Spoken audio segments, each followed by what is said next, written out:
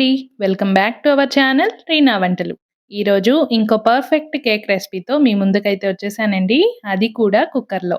చాలా ఈజీగా ప్రిపేర్ చేసేసుకోవచ్చు.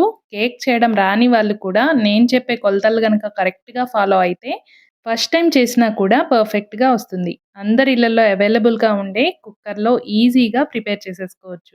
మరి దీన్ని ఎలా ప్రిపేర్ చేయాలో చూసేద్దాం పదండి. ఫస్ట్ దీనికోసం ఒక మిక్సీ జార్‌ని తీసుకొని ఇందులోకి ముప్పావు కప్పు దాకా షుగర్‌ని యాడ్ చేసుకోవాలి. దీన్ని ఫైన్ పౌడర్ లాగా గ్రైండ్ చేసుకోవాలండి. మీరు స్వీట్‌నెస్ కనుక ఎక్కువ తినేవాళ్ళైతే ఇంకో 2 టేబుల్ స్పూన్ల షుగర్‌ని యాడ్ చేసుకోవచ్చు. ఇప్పుడు ఇందులో అరకప్పు దాకా ఆయిల్‌ని వేసుకోవాలి. ఇందులో యూజ్ చేసే ఆయిల్ అనేది ఫ్లేవర్‌లెస్ ఆయిల్ అయి ఉండాలండి. నేను సన్‌ఫ్లవర్ ఆయిల్‌ని యూజ్ చేస్తున్నాను. తర్వాత ఇందులో 2 గుడ్లని పగలగొట్టి వేసుకోవాలి. మీరు ఎగ్‌లెస్ కేక్‌ని కనుక చేసుకున్నట్లయితే ఎగ్స్‌కి బదులుగా అరకప్పు దాకా పెరుగునైనా యూజ్ చేసుకోవచ్చు. ఆ తర్వాత పావు కప్పు దాకా కాచి చల్లార్చిన పాలను వేసుకోవాలండి. తర్వాత ఇందులోని 1 టేబుల్ స్పూన్ దాకా వెనిల్లా ఎసెన్స్‌ని యాడ్ చేసుకోవాలి. వీటన్నిటిని లో స్పీడ్ పైన గ్రైండ్ చేసుకోవాలి. ఇలా క్రీమీ టెక్స్చర్ వచ్చేంత వరకు గ్రైండ్ చేస్తే సరిపోతుంది. ఇలా క్రీమీగా వస్తేనే కేక్ బేక్ అయిన తర్వాత స్పాంజీగా వస్తుందండి. ఈ క్రీమ్‌ని మొత్తాన్ని ఇంకొక మిక్సింగ్ బౌల్‌లోకి ట్రాన్స్‌ఫర్ చేసుకోండి. మీరు ఎందులో అయితే ట్రాన్స్‌ఫర్ చేసుకుంటారో ఆ బౌల్ అనేది కొంచెం పెద్దగా ఉండేటట్లు చూసుకోండి. మిక్స్ చేసేటప్పుడు కొంచెం వీలుగా ఉంటుంది. ఆ తర్వాత 2 పెద్ద సైజువి బాగా పండిన అరటి పండ్లను తీసుకొని, దాని పైనున్న తొక్కను తీసి 2 ముక్కల్లా చేసి, అదే మిక్సీ జార్‌లో వేసి, వీటిని కూడా మెత్తగా గ్రైండ్ చేసుకోవాలండి. ఎక్కడా కూడా పలుకులు ఉండకూడదు. మెత్తగా గ్రైండ్ చేసుకోవాలి. బనానా తినని పిల్లలెవరైనా ఉంటే వాళ్ళకి ఇలా కేక్ రూపంలో చేసి పెట్టారంటే చాలా ఇష్టంగా తినేస్తారు. ఇలా ఫైన్ పేస్ట్ లాగా రెడీ చేసుకొని, ఇందాక మనం ప్రిపేర్ చేసుకున్న క్రీమ్‌లోకి ఈ బనానా పేస్ట్‌ని కూడా వేసేసి విస్కర్‌తో బాగా మిక్స్ అయ్యేటట్లు మిక్స్ చేసుకోవాలండి. ఇలా బనానా వేసుకుంటే టేస్ట్ చాలా బావుంటుంది. మీరు కూడా ఒకసారి ట్రై చేసి చూడండి. ఇలా మిక్స్ చేసుకున్న తర్వాత ఈ బౌల్‌ని పక్కన పెట్టేసి వేరొక బౌల్‌ని తీసుకొని ఇందులోకి ఒక జల్లెడను పెట్టి ఇందులో 1:30 కప్పు దాకా మైదా పిండిని వేసుకోవాలి. ఇందులోనే 1 teaspoon baking powder, half teaspoon baking soda ఇవన్నీ వేసుకొని మొత్తం జల్లించుకోవాలండి. మనం ఏ కప్పుతో అయితే మైదా పిండిని కొలుచుకుంటామో అదే కప్పుతో అన్నిటిని కొలిచి తీసుకోవాలి. ఇలా జల్లించుకొని పక్కకు పెట్టుకోండి.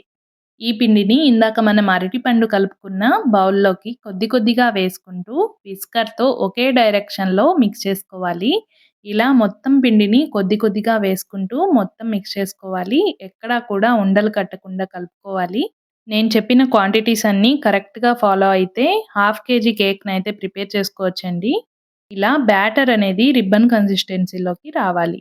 ఒకవేళ మీకు బ్యాటర్ గనక గట్టిగా అయిపోతే కొన్ని పాలను పోసి తిరిగి కలుపుకోవచ్చు. ఒకవేళ బ్యాటర్ అనేది లూజ్‌గా అయిపోతే ఇంకొంచెం మైదా పిండిని యాడ్ చేసుకొని తిరిగి కలుపుకోవచ్చు. ఇలా బ్యాటర్‌ని అడ్జస్ట్ చేసుకోండి. ఇలా బ్యాటర్‌ని ప్రిపేర్ చేసుకున్న తర్వాత ఒక కుక్కర్‌ని తీసుకొని ఇందులో కొంచెం ఆయిల్‌ని వేసి కుక్కర్‌కి సగం వరకు ఆయిల్‌ని అప్లై చేసుకోవాలండి. మీ దగ్గర బటర్ పేపర్ ఉన్నా కూడా యూజ్ చేసుకోవచ్చు. బటర్ పేపర్ అందరి ఇళ్లలో అవైలబుల్‌గా ఉండదు కదా! అలాంటి టైంలో ఒక పేపర్‌కి కొంచెం ఆయిల్‌ని రాసేసి ఆ పేపర్‌ని కూడా యూజ్ చేసుకోవచ్చు. ఇలా ఆయిల్‌ని అప్లై చేసేసి, ఇందులో కొంచెం పొడి పిండిని వేసి, మొత్తం స్ప్రెడ్ చేసుకోవాలి. ఎక్స్‌ట్రా పిండి ఏమైనా వస్తే తీసేయండి. ఇలా కేక్ బ్యాటర్‌ని వేసే ముందు కుక్కర్‌ని గనక ఇలా ప్రిపేర్ చేసుకుంటే, కేక్‌ని డీమోల్డ్ చేసేటప్పుడు ఈజీగా వచ్చేస్తుందండి.